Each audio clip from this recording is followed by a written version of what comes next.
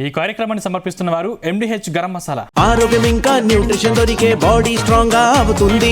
కొంచెం తింటే కడుపు నిండా డైజెషన్ బాగా అవుతుంది. MDH సోయా టీ అసలైన ప్రోటీన్. MDH ఉన్నటువంటి యావత్ విద్యా వ్యవస్థ, విద్యార్థుల భవిష్యత్తు, ఈ రెండింటికి ముడిపడినటువంటి ఉద్యమం మాది. గత ప్రభుత్వం కూడా విద్యార్థుల్ని ఆ రోజు చెప్పారు. తెలంగాణ రాగానే టీఆర్ఎస్ ప్రభుత్వం వచ్చినప్పుడు దాదాపు 2 సంవత్సరాలు, ఏడాదిన్నర నుంచి 2 సంవత్సరాల వరకు రాష్ట్రంలో ఉన్నటువంటి ఒక 13 స్టేట్ యూనివర్సిటీస్, ప్రభుత్వం సంబంధించిన యూనివర్సిటీస్లో వైస్ ఛాన్సలర్ నియామకం కాలే. అప్పుడు ఏదైతే ప్రొఫెసర్లు, టీచర్లు అప్పటి వరకు ఉన్నారో చాలామంది రిటైర్మెంట్ అయిపోయారు, చనిపోయారు, చాలామంది అవసరం పడ్డాయి. ఇంతవరకు ఆ విశ్వవిద్యాలయాల్లో అప్పటి నుంచి కూడా ఇప్పటిదాకా కూడా కొత్త అపాయింట్మెంట్, రిక్రూట్మెంట్ జరగలేదు విశ్వవిద్యాలయాలు. చివరికి విశ్వవిద్యాలయంలో ఒక బ్లాక్ గ్రాంట్ అని ఉంటుంది, దాన్ని జనరల్గా వాడరు. దాన్ని కూడా వాడాల్సి వచ్చింది విశ్వవిద్యాలయాల్లో ఒక పంతులకు, అక్కడ ఉన్న టీచర్లకు శాలరీస్ కోసం. విశ్వవిద్యాలయాలకు మన అయిన రేవంత్ రెడ్డి గారు వచ్చి నరేంద్ర మోదీ గారి యొక్క విద్యా వ్యవస్థ విషయంలో మాట్లాడుతూ ఉన్నారు. కానీ విశ్వవిద్యాలయాలకు వారు వచ్చారు, మన ఉస్మానియా విశ్వవిద్యాలయం చెప్పి నేను 1000 కోట్లు ఇస్తానని చెప్పారు. ఏడాది అయిపోయింది, 1000 రూపాయలు కూడా ఇంతవరకు ఇవ్వలే. అంతేకాకుండా ఈరోజు విశ్వవిద్యాలయాలతో పాటు ప్రైమరీ స్కూల్స్లో కూడా ప్రైమరీ స్కూల్ టీచర్స్ కూడా ఈరోజు రిక్రూట్మెంట్ లేవు. స్కూల్స్లో మొత్తం కూడా విద్యార్థుల్ని గవర్నమెంట్ స్కూల్స్లో ఎంకరేజ్ చేయాల్సినటువంటి ఒక పని మర్చిపోయి రేషనలైజేషన్ ఆఫ్ స్కూల్స్ పేరు మీద స్కూల్స్ అన్ని కూడా తీసేసి తగ్గించి, విద్యార్థులకు చదువు చెప్పడానికి టీచర్లు లేరు, వాళ్ళకి ప్రమోషన్ లేవు, వాళ్ళకి హెల్త్ కార్డు లేవు, సరైన టైంలో శాలరీస్ రావు వాళ్లకు.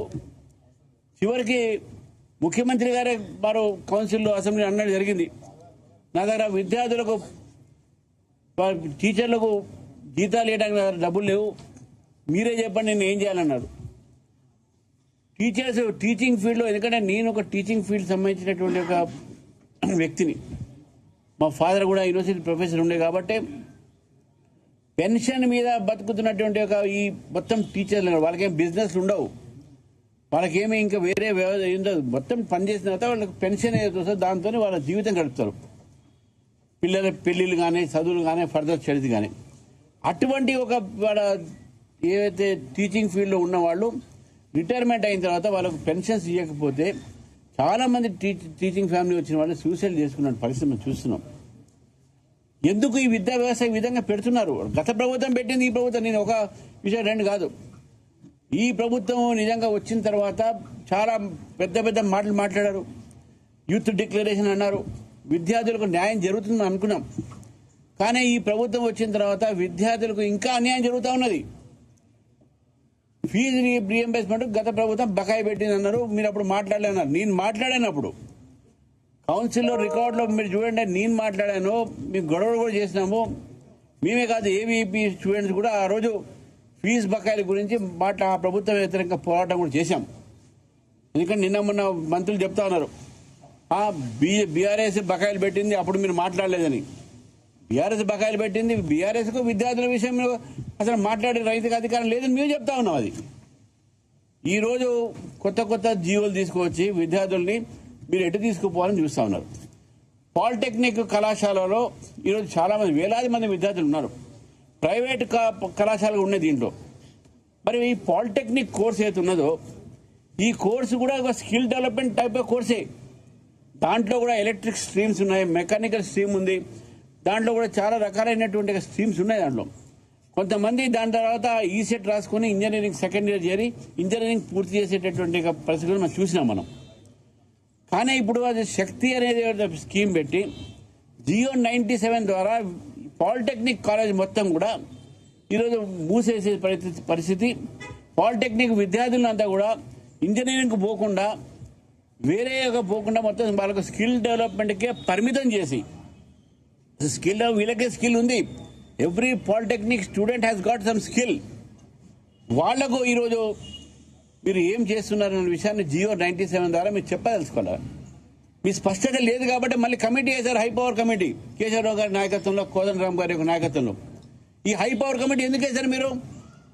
మీకు వాస్తవానికి క్లారిటీ ఉండుంటే మీరే ఎక్స్ప్లెయిన్ చేయొచ్చు కదా స్టూడెంట్స్కు. ఆ స్టూడెంట్స్ అడిగితేనే వాళ్ళ మీద లాఠీ చార్జ్, జైలుకు పంపించడం, వాళ్ళ మీద తప్పుడు కేసులు పెట్టడం.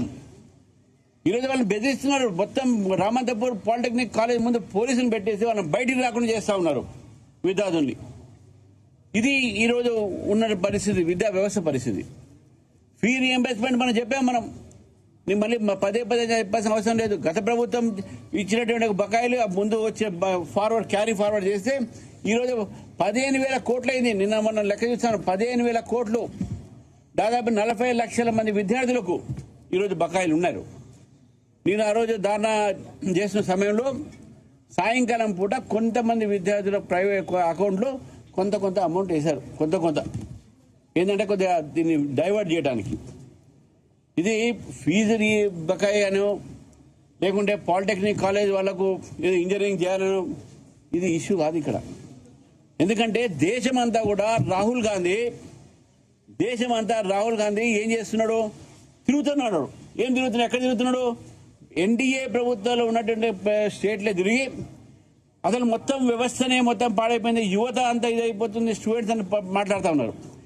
కాంగ్రెస్ పరిపాలిత రాష్ట్రం తెలంగాణలో మీకు ఏదైతే నెలకు కరెక్ట్గా ముడుపులు ముడతాయో ఇక్కడ స్కాలర్షిప్ మాత్రం ఇయ్యరు, మీకు మాత్రం ముడుపులు టైం పుడతాయి. అటువంటి రాష్ట్రంలో ఈరోజు విద్యార్థుల పరిస్థితి ఏ విధంగా ఉందో ఒక్కసారి ఆలోచించండి. యంగ్ ఇండియా గురుకులాన్ని ఆయన పెట్టాడు, అవి పోయినాయి. వీరు యంగ్ ఇండియా కాన్సెప్ట్ తీసుకొచ్చారు. ఈ యంగ్ ఇండియా ఏ విధంగానే అసలు ఇండియాని గౌరవించే మీకు అసలు మర్యాద తెలియదు కదా. ఈ యొక్క విద్యా వ్యవస్థని ఈరోజు తెలంగాణలో బస్సు పట్టిపోయింది. ప్రైవేటీకరణ చేసే ప్రయత్నం, గవర్నమెంట్ పాలిటెక్నిక్ కూడా ప్రైవేటీకరణ చేసి ఈరోజు గవర్నమెంట్ కాలేజెస్ ఉన్నటువంటి ఏవైతే కాలేజెస్ ఉన్నాయో పాలిటెక్నిక్ కాలేజెస్ ప్రైమ్ ల్యాండ్స్ ఉన్నాయి. ఇది మసబ్ ట్యాంక్ అయితే ఏంది, ఇటు పాలిటెక్నిక్ లో ఉన్నటువంటి ఈ మన రామంతపూర్ అయితే ఏంది, ఇటు మహబూబ్ నగర్ పాలిటెక్నిక్ అయితే ఏంది, నల్గొండ పాలిటెక్నిక్ అన్ని ప్రభుత్వ భూములు. మొత్తానికి పాలిటెక్నిక్ కోర్సు ఎత్తేసి ఈ ఎడ్యుకేషన్ సంబంధించినటువంటి భూములు కూడా ప్రభుత్వం రియల్ ఎస్టేట్ కు లేకుంటే ఒక ప్రైవేట్ దానికి ధారావతం చేయడానికి ఇవన్నీ కూడా స్కీమ్స్ వీళ్ళు చేస్తా ఉన్నారు. విద్యార్థుల భవిష్యత్తు కోసం స్కీమ్ చేయట్లేదు. చివరికి విశ్వవిద్యాలయాల భూములు కూడా మింగటానికి ఈ ప్రభుత్వం ప్రయత్నం చేస్తా ఉన్నది. చూసాం మనం సెంట్రల్ యూనివర్సిటీలో 100 ఎకరాలు రాత్రి బుల్డోజర్లు పెట్టి చెట్లు, నెమళ్ళు, పావులు అన్ని ఏది కనబడితే దాని మీద బుల్డోజర్లు పెట్టించి ఈరోజు సెంట్రల్ యూనివర్సిటీ భూమిని ఆక్యుపై చేస్తే సుప్రీంకోర్టు మధ్యన వచ్చింది కాబట్టి ఆగింది.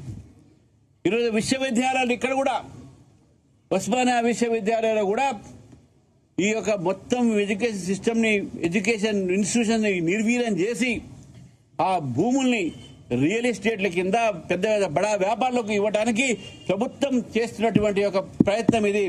అందుకే విద్యా వ్యవస్థ మీద ఇంట్రెస్ట్ పెట్టకుండా రియల్ ఎస్టేట్ మీద ఇంట్రెస్ట్ పెడుతున్నది ఈ ప్రభుత్వం ఇది. కాబట్టి విద్యా వ్యవస్థకు వ్యతిరేకంగానే ఈరోజు ఈ పోరాటము. ఒక పాలిటెక్నిక్ స్టూడెంట్ ఫీ రీఎంబర్స్మెంట్, ఆయుష్ విద్యార్థులు, ఎంబీబీఎస్ విద్యార్థులకు, దీంతో పాటు విద్యార్థులతో పాటు యావత్ విద్యా వ్యవస్థ మార్పు రావాలి, న్యూ ఎడ్యుకేషన్ పాలసీ ఇక్కడ అమలు పరచాలి అనేది భారతీయ జనతా పార్టీ డిమాండ్ చేస్తా ఉన్నాం. మేము ఈ సందర్భంగా మరొకసారి నేను ప్రభుత్వానికి గుర్తు చేస్తాను, అణిచివేతతోని ఈ ఉద్యమాలు ఆగవు. ఇది ఆగే ఉద్యమం కాదు. ఇది విద్యార్థులు ఈరోజు తెలంగాణలో వారి హక్కుల కోసం పోరాడుతున్నారు, వారి హక్కుల కోసం పోరాడతారు. నైతికంగానే మేము సపోర్ట్ చేస్తాం. వాళ్ళ ఒక ఉద్యమంలో మేము రాము లోపలికి. ఎందుకంటే నేను విద్యార్థుల్ని రాజకీయంగా వాడుకునేటటువంటి ఒక కాన్సెప్ట్ వ్యతిరేకం. విద్యార్థులకు ఉన్న వాళ్ళ శక్తి ఉన్నది. స్టూడెంట్ పవర్ నేషన్స్ పవర్ అని మేము చెప్తా ఉంటాం.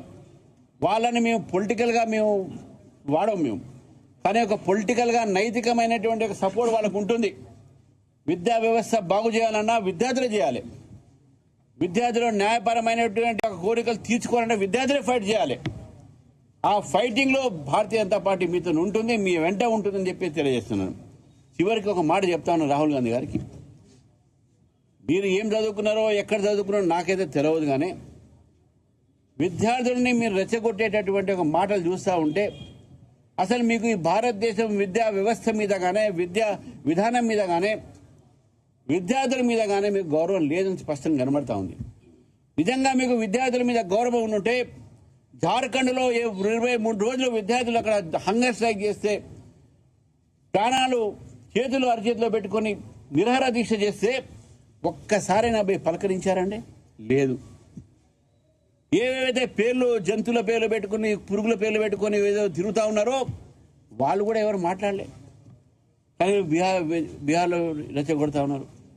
అది వాస్తవంగా చేసిన కాదు, అది కృత్రిమంగా క్రియేట్ చేసిన artificially created educations.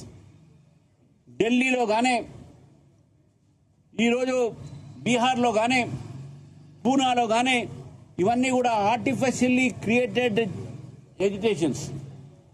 There is no issue for the students in NDA states. They are all happy in NDA states. Non-NDA state లో తెలంగాణ లాంటి దగ్గరే విద్యార్థులు ఈరోజు సఫర్ అవుతా ఉన్నారు. కర్ణాటక కూడా అదే పరిస్థితి, non-NDA స్టేట్.